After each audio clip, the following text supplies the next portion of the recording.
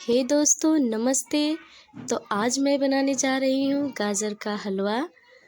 तो कैसे हैं आप सभी लोग? मैं उम्मीद करती हूँ कि आप सभी लोग मस्त एवं शानदार तरीके से होंगे। तो ये मैंने एक कढ़ाई लिया है। सबसे पहले इसमें दूध डालेंगे।